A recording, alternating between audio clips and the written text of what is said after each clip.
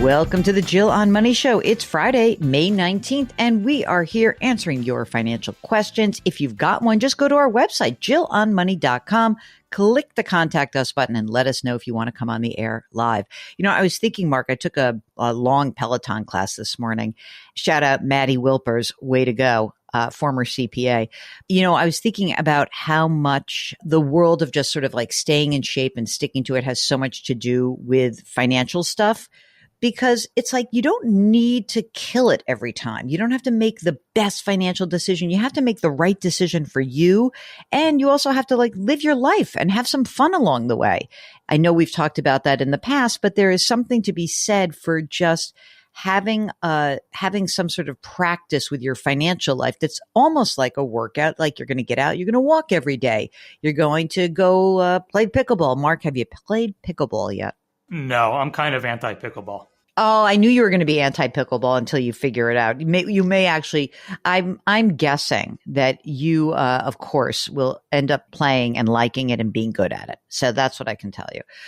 Anyway, whatever it is that you do in just sort of keeping your body moving, it's sort of like your financial life. We don't want to kill it every time. We want to just make sure that you have a reasonable approach to your money that's going to get you where you want to go and that you keep doing it. Like that's the reason why I can't stand budgets. I think they're the stupidest things in the world because you very rarely can stick to some crazy ass budget. Do I think you should look at how you're spending your money? Sure. Does that mean you have to, sort of go into this scarcity mindset? No. So if you're having any kind of problems creating a better relationship with your financial life, then give us a holler. Just go to jillonmoney.com, click the contact us button, come on the air. We'll walk you through it. While you're on the website, don't forget, buy the book, The Great Money Reset. This is the book that is necessary if you're contemplating any sort of changes, big or small, in your life, because most of the things that we are talking about when we have conversations with people, they're about their lives. It's just the money is the means to the end. So we got to get the money in tow so that you can make the big changes or small changes that are right for you. You can also subscribe to our new service. It's called Jill on Money Live. That's where you'll have quarterly access to live webinars and more special content. All right. Now, Mark, I think we got to do some emails. So let me do this. Couple of days in a row of emails because we are running a little bit deep in our email inbox. Marty writes, I found your podcast my first month of retirement, and you and Mark have been part of my daily routine ever since. All right. I started Roth conversions last year, and I'm confused on when estimated taxes are due for these conversions. Okay, so let's see. Marty says, last year I converted $50,000 in the first quarter and paid the estimated taxes on April 15th. This year is not as straightforward, and I'm not sure how much I will convert for the year. At a minimum, it'll be $50,000, but it could be as much as $140,000. Oh my goodness. The dilemma is I will not make my decision on the total amount to convert until November, December. If I make quarterly estimated payments based on 140, but only end up converting 50, I will have overpaid the IRS. We don't want to do that. But I do not want to be hit with a penalty. I've talked this over with a retired CPA friend. They said I'm overthinking this and will not pay a penalty as long as I pay estimated taxes by the end of the year. This contradicts what I've seen on the IRS website. Love your podcast and appreciate you, Marty. Okay. Marty, quarterly taxes are very straightforward. It is essentially looking at the previous year, not so much what you're doing right this second. So if we look at estimated taxes for you, all you need to do is make quarterly estimates based on last year's return, because last year you did your 50,000. So as long as you make estimated payments, which amount to 110% of the tax you paid last year, you're fine. And then if you were to convert that extra money in November, December of next year, so then you make an extra payment in January and you're fine. You're fine. So I think your friend is actually right. Don't overthink it. Look, I don't know what the total amounts are in terms of the conversions. You're asking, what do we think about going into the 22% bracket? It kind of depends how much more you have to convert. And if you want to do that now, then I get it. You can do it. But, I think that, this big jump up into 22%, is there any other income? Do you think this will be happening for many years? You mentioned Irma, so I know that we are talking about that you're already in the Medicare years. So I really feel like I'd like to know more about you in general. 22% doesn't scare me, but I don't know. Have you claimed Social Security yet? What is the income that you are expecting going forward? Maybe you can dribble this out and stay in the 12% for another few years. Maybe that does work. Well, let me just say something to clarify that 110%. I was just looking it up. It says if your prior year AGI was 150 or less, you can avoid a penalty if you pay either 90% of this year's income tax liability or 100% of your income tax liability from last year. Where did I get 110? Here's where 110 comes in. If your prior year's AGI was greater than 150,000, then you'll need to pay either 90% of this year's income tax liability or 110% of last year. So it's all about how much you make. That's why. All right. Ready to rock and roll? Sam from Philly. Hi, Jill and Mark. I wanted to let you know that after our conversation, I started to get serious about trying to increase my income to improve our cash flow and bulk up on our savings. All right, let's see. I looked at the current market and I realized I was being underpaid. So I went to my employer and I asked for a raise. When I didn't hear anything back from them, I started applying for new jobs. 2 days ago, I got an offer for a new job that was a significantly easier commute with the ability to work from home, but only about a $5,000 salary increase. But there are future opportunities for bonuses and raises. My only concern is job security, but I felt like I could figure things out if need be when that time came. Okay, listen to this. I told my employer I was leaving because I got a better offer somewhere else and was all ready to start packing up my stuff.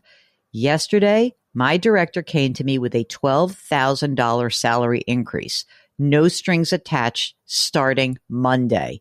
I kept my poker face, but when I walked out the door, I was Elaine Benestance. Like, you know what that is from Seinfeld. Love my coworkers, significant job security, and doing something I know I enjoy. I'm so excited. Between that and my husband's annual raise next month, we have increased our household income $15,000 this year. And I think this year we will be able to max out at least one of our Roths and open a brokerage account. Growing up, my family was poor and we struggled a lot. I can remember my dad being super excited because one year he made $35,000. There was never extra of anything. Sometimes the utilities were off. We went to food pantries and there were a lot of negative feelings about money. I committed myself to never being in that position, but I never thought I would be in a household making $175,000 a year, feeling super proud for advocating for myself and felt compelled to share the news with Auntie Jill and Uncle Mark. Thanks for all of your support through the pod and everything you do to empower people every day. Sam from Philly. Mark, I could almost cry reading this. I love this. That, Sam, God bless. It's amazing to me that, first of all, you have to know the players. You have to be comfortable. You have to be able to ask, right? If you don't ask, you are never going to discover whether you are able to maybe stay exactly where you are and earn some more money. This is the kind of confidence that I think we hope you can gain. And, not everyone can do it. You're working for a big tech company that's doing massive layoffs. Don't do it. Don't go crazy, right? But if you're working in a place where you have some value and you've maybe looked in the marketplace and you've got another offer in hand, it's such a great way to actually figure out how to kind of ask for what you want, but not be like, nasty about it either, not pounding the desk like, hey, this is what's going on. Yay, Sam. Oh, Mark, your girl's coming back to us here, right? All right, here's Yaz. Hi, Jill and Mark. Here's an update. I like getting these updates for you guys. I really do. My husband ended up getting a full-time offer with benefits with the same company he was working for, and it's been great. We signed him up for the Roth 401k, and he'll be maxing it out. Question regarding an offer for a supplemental individual disability policy through work. My employer offers long-term disability at 60% of my salary at no charge, which in the worst case would be plenty to support myself and the family in the event that I was disabled over the long term. Okay. They're also offering a supplemental policy that would provide an additional $4,000 a month or $2,000 per month tax free. The premiums are $92 a month for the additional $4, $52 a month for the 2, elimination period of 6 months or 180 days. The policy is portable and would cost the same if I left my employer. What do I think? I can afford the premiums. Yeah, do that. Do it. Yes, do it. It is highly unlikely you're ever going to need this, but disability insurance is freaking expensive. I know because I have my own, and it is much easier to get it through a group plan. Do it. Don't look back, Yaz. Just do it. Do the $92 a month. Let's go uptown, okay? But stay well, and I hope you never need it, is what I always say to people. Okay, Bridget says, Tuesday's episode brought me joy. That's the subject.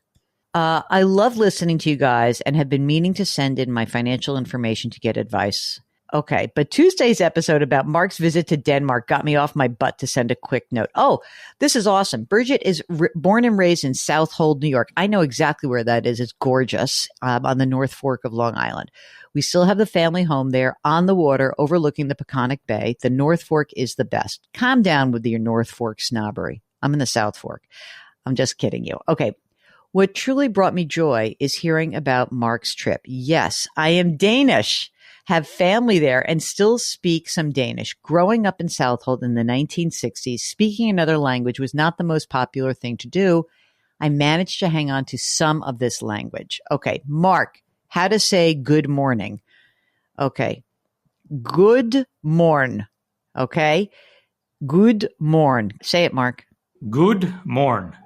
Okay. If you're ever on the North Fork, stop by for a swim and a glass of wine at the Croteau on South Harbor Road. Okay. Croteau, I love that wine. I got a case of it. Not only that, Mark, this is so crazy. I can't believe I'm going to expose myself. During the pandemic, I drove up to Croteau and got 2 cases of wine and picked it up there because I was like, it's going to be a long time here on the South Fork. So I hope you get a good kick out of this because I love that wine. And Mark, you're being thanked for bringing Bridget joy on a Tuesday. And Bridget says, at some point, I'm going to send my info to get advice. She'd love to come on and do the live show. Thanks for all you do.